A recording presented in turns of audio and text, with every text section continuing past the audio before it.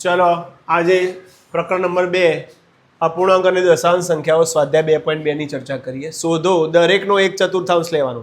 એમાં 1/4નો 1/4, બીમાં 3/5નો 1/4 અને 4/3નો પણ 1/4. કઈ રીતે ગણીશું દાખલો?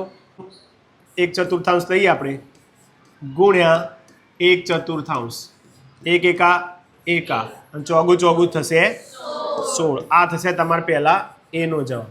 ચલો બીમાં કઈ રકમ આપી છે તો 3/5 ગુણ્યા એનો પણ આપણે લેવાનું છે 1/4.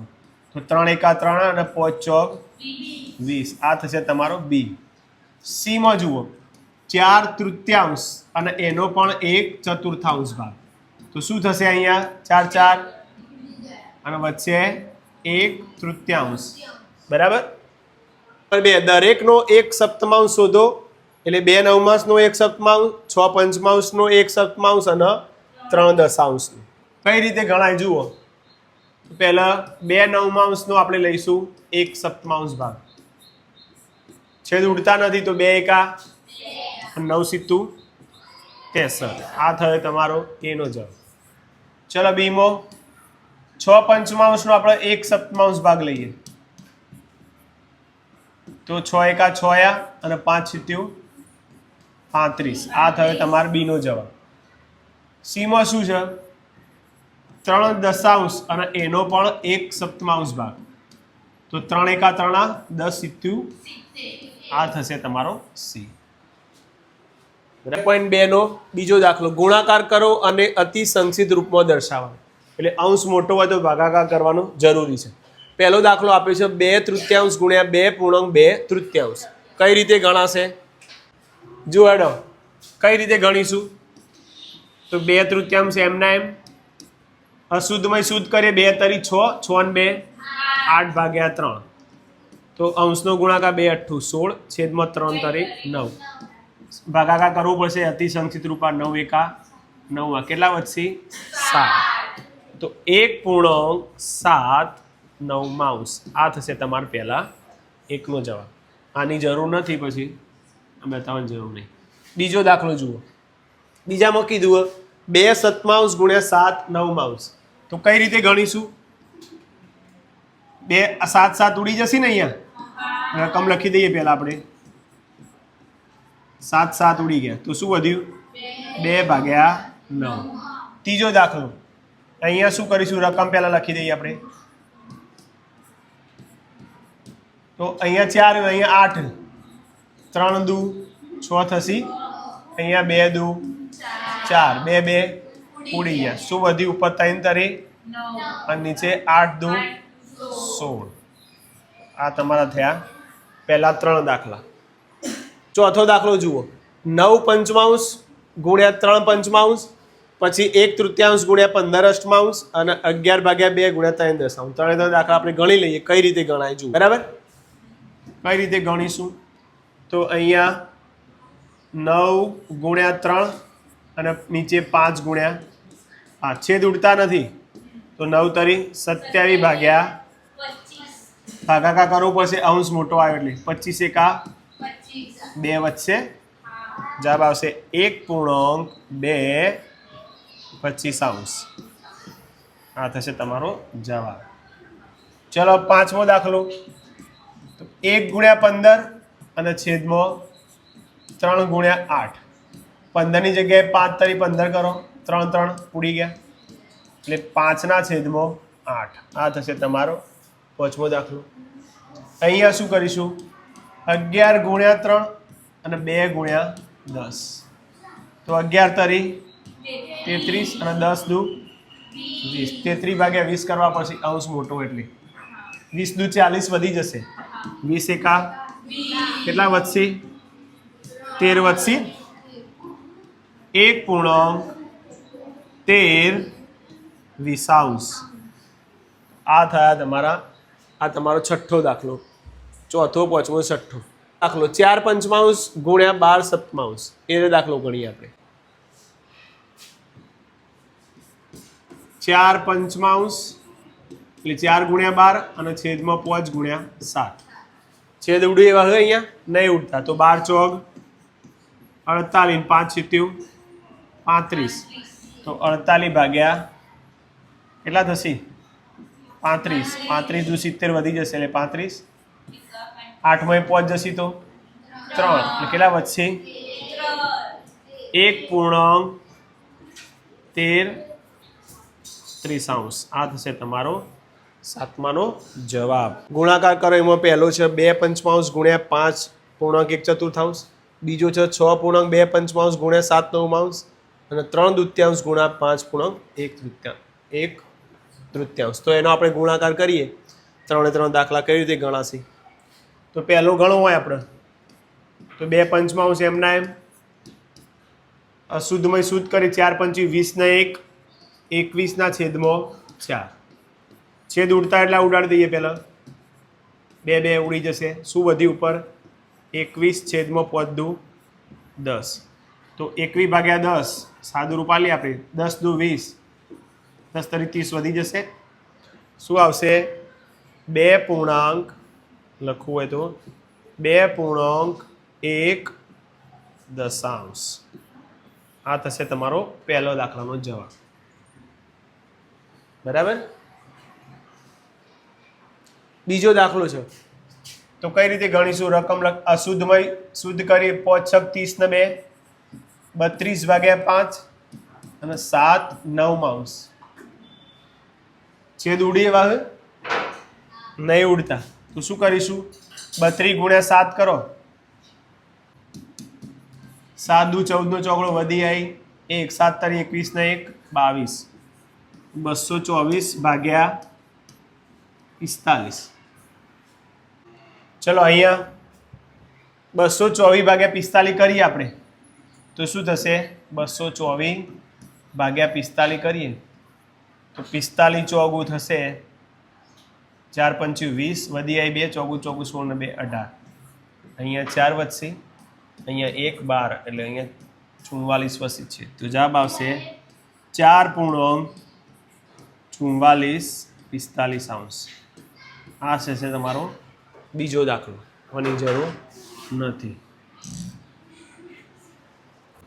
જોવાડો ત્રીજો દાખલો કઈ રીતે ગણીશું 3/2 ગુણ્યા અશુદ્ધમાં શુદ્ધ કરીએ 3 × 5 = 15 ને 1 16/3 છેદ ઉડશી 3 3 ઉડી ગયા 16/2 એટલે કેટલા આવશે 8 થાય ને ઓકે ચલો આગળ 5 ષષ્ઠમાંશ ગુણ્યા 2.3 પછી છે 3.2 ગુણ્યા 4 સપ્તમાંશ અને છઠ્ઠો 2.3 ગુણ્યા 3 તો 3 દાખલા ગણી લઈએ આપણે શું કરીશું 5 ષષ્ઠમાંશ ગુણ્યા અશુદ્ધમાં 2 × 14 ને 3 17/7 છેદ ઉડતા નહીં 17 × 5 છેદમાં 42 કરો 42 દુ 84 થાય ને 1 વધ્યો એટલે જવાબ આવશે 2.142 હવે થશે 2.142 બરાબર આ થશે તમારો ચોથો દાખલો ચાલો શું કરીશું અશુદ્ધમાં શુદ્ધ કરો 3 5 તારી 15 ને 2 17/5 ગુણ્યા 4/7 17 ચોગ 68 અને 5 × 35 ભાગાકાર કરીએ 68/35 દુ 70 વધી જશે એટલે 35 × 35 આ શું વધશે 33 છેદ વધે 1.3335 આ થશે તમારો પાંચમો દાખલો આની કોઈ જરૂર નથી ચલો આગળ છઠ્ઠો કઈ રીતે ગણીશું તો અશુદ્ધમાં શુદ્ધ કરીએ 2 × 5 = 10 ને 3 13 ગુણ્યા 3 કશું નહીં એટલે છેદમાં આપણે 1 મૂકી દઈએ 13 તારી 39 ને 5 × 5 39/5 કરીએ કેટલા તરી થશે 5 × 8 = 40 થશે એટલે 5 × 35 વધી આવી છેદમાં 4 વધશે શેષ એટલે 7.4 આ થશે તમારો છઠ્ઠો દાખલો. જો કે 3.4 ગુણ્યા 3 પંચમાંશ. તો કઈ રીતે ગણાય? તો અહીંયા શું કરીશું આપણે? 7 તરી 21 4 25 અશુદ્ધમય શુદ્ધ કરે ગુણ્યા 3 પંચમાંશ. અહીંયા પાયો પાયો પછી થશે 5 ઉડસી બરાબર. ઉપર 5 તરી 15/7 15/7 એટલે 7 દુ 14 એક વધશે એટલે આવશે જવાબ 2.1 સપ્તમાંશ. આ થશે તમારો 7મા નંબરનો જવાબ. કયું મોટું છે ચોથા નંબરમાં? 3/4 2 સપ્તમાંશ કે 5 અષ્ટમાંશના 3 પંચમાંશ? તો પહેલા સાદું રૂપ આપી લઈએ આપણે. તો પહેલા 3/4 2 સપ્તમાંશ ગણીએ ગુણ્યા 2 સપ્તમાંશ. અહીંયા 4 હતો 2 દુ 4 થાય 2 2 ઉડી ગયા. ઉપર 3 અને છેદમાં શું વધ્યું? 14 2 × 14. અહીંયા શું થશે? 5 અષ્ટમાંશના કરો તમે 3 પંચમાંશ તો 5 5 ઉડી જશે તો વધશે 3 અષ્ટમાંશ. તો બેમાંથી મોટું કોણ? હજુ આપણને ખ્યાલ આવતો નહીં. તો એના માટે 14 અને 8નો શું લેવાનું? લસા લઈશું આપણે. 14 અને 8 14 અને 8 એટલે 2 × 14 2 × 4 8 2 દુ 7 એમના એમ 2 એકા અને હવે 7 તો 7 એકા 7 2 દુ 4 4 દુ 8 8 × 7 કેટલા થશે? 56. લસા કેટલો આવશે? તો લસા 56 આવ્યો તો એના આધારે આપણે ગણીએ. 3ના છેદમાં અહીંયા કેટલા છે? 3ના છેદમાં 14 છે. તો લસા આપણો કેટલો મળે? તો 56 મળે. તો ઉપર નીચે કેટલા વડે ગુણવા પડશે? 56 કરવા માટે 4 વડે થશે ને. અને ઓના 3 અષ્ટમાંશ તો 8 × 56 થાય એટલે ઉપર નીચે 7 વડે ગુણો. તો અહીંયા સાદું રૂપ થશે 3 ચોક 3 ચોક કેટલા થશે યાર? 3 ચોક 12 અને છેદમાં 14 ચોક 56 અને પેલી બાજુ 7 તરી 21 અને છેદમાં 56. હવે સમછેદી થઈ ગયા. તો બેમાં મોટું કોણ? આરે 21/56. તો જે મોટું હોય એના આપણે નિશાની કરી દઈશું.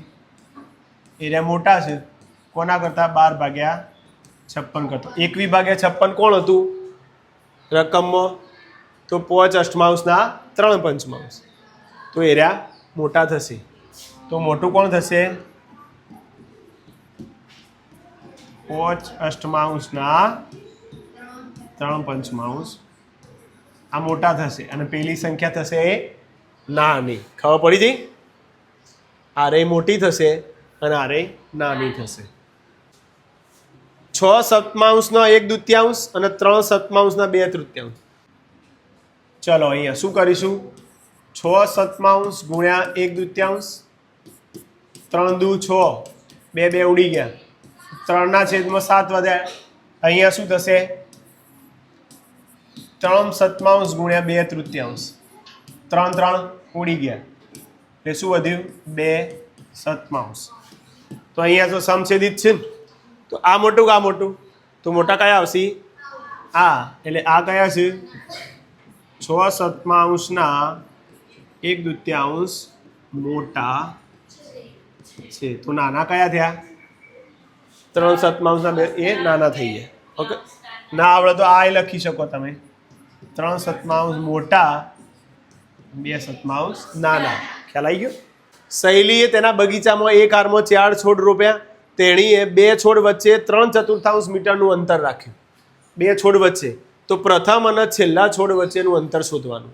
ચલો પહેલો બીજો ત્રીજો ચોથો છોડ આપણે અહીંયા દર્શાવી દીધો. બધા છોડ વચ્ચે અંતર કેટલું હોય? 3/4. અહીંયા પણ 3/4. તો કેટલી વાર આયા 3/4?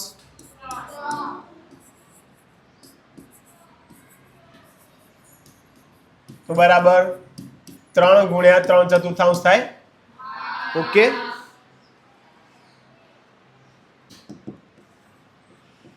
શૈલીએ રોપેલા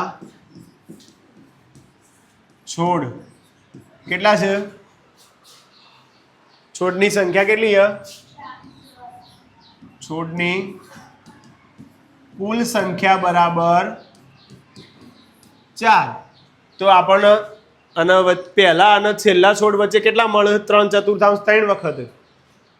તો આપણે ગણવાનું છે પ્રથમ અને છેલ્લા એટલે ચોથા. છેલ્લા છોડ વચ્ચેનું અંતર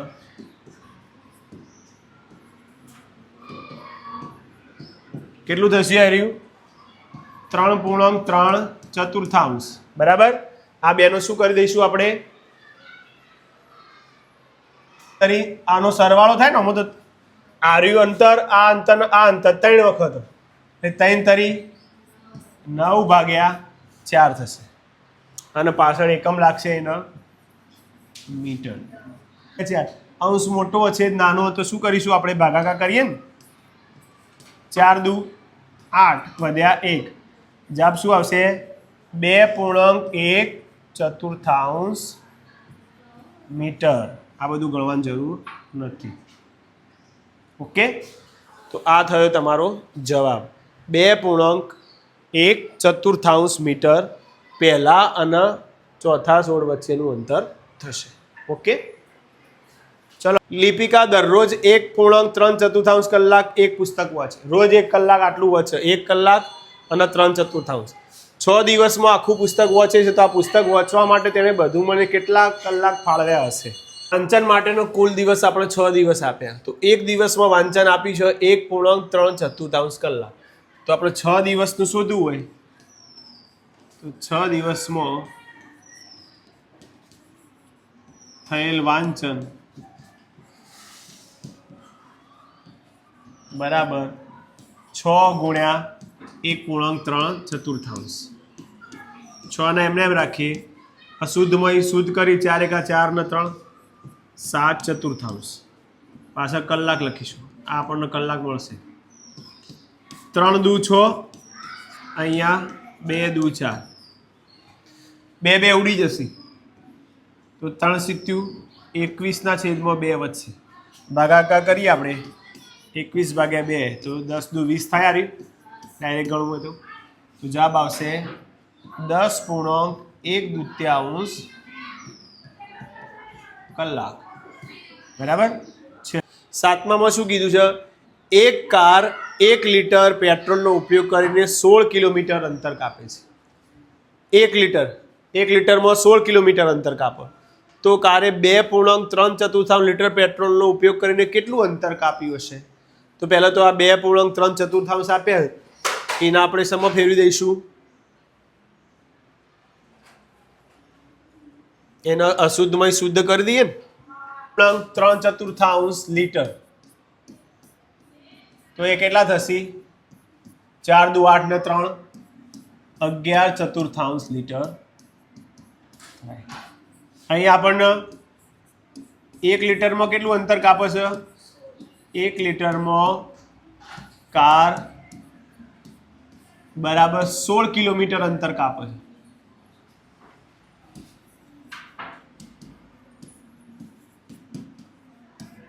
તો આપણને કેટલા લીટર છે? અહીંયા 11/4 લીટરમાં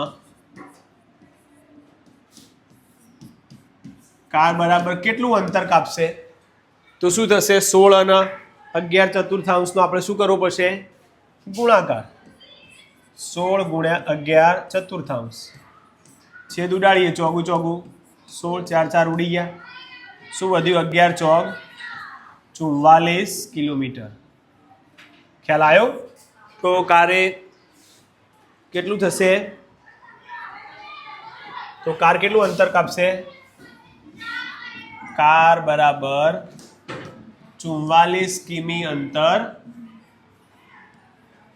અંતર કાપશે. ઓકે, હા. તો આપણો 7મો દાખલો. તો અહીંયા એવી કઈ રકમ મૂકીએ તો આપણો 10 જવાબ મળે? તો અહીંયા 2 પંચું 10 થાય ને. તો અહીંયા 5 મૂકીએ તો છેદમાં 30 કરવા માટે 3 ને કેટલા વડે ગુણવા પડે? 10 વડે. તો આ બોક્સમાં જવાબ કયો આવશે? 5/10. ઓકે, ચલો અહીંયા ખાલી જગ્યામાં મેળવેલ સંખ્યાનું અતિ સંક્ષિપ્ત રૂપ ખાલી જગ્યા છે. શું આવશે? કઈ સંખ્યાનું? હવે જે જગ્યા આવી હતી એનો જવાબ લખવાનો. તો આ જે જવાબ આવ્યો એ અહીંયા મૂકવાનો. 5 દશાંશમાં મેળવેલ સંખ્યાનું અતિ સંક્ષિપ્ત રૂપ શું થાય? તો 5/10. 10ની જગ્યાએ 5×10 લખાય. 5 ઉડી જાય એટલે શું આવશે? 1/2 જવાબ થશે. ખ્યાલ આવ્યો? બીમાં જુઓ, ખાનામાં એવી સંખ્યા લખો જેથી 3/5 ગુણ્યા ખાલી જગ્યા બરાબર 24/75 થાય. તો અહીંયા 24 લાવવાનું તો 3 ને કેટલા વડે ગુણ્યા 24 થાય? 8 વડે. અને 75 લાવવા હોય તો 15×5 = 75. તો હવે આ જ સંખ્યાનું અતિ સંક્ષિપ્ત રૂપ લેવાનું હોય 8/15. તો શું થશે? એનું એ જ આવશે ને, કારણ કે આમાં છેદ 8/15નું તમે અતિ સંક્ષિપ્ત રૂપ કરવા જાઓ તો એના એ જ આવે. છેદ ઉડશે નહીં, કારણ કે અહીંયા બેકી સંખ્યા ના આવી, એકી સંખ્યા. ખ્યાલ આવી ગયો? તો આ તો તમારો સ્વાધ્યાય 2.2.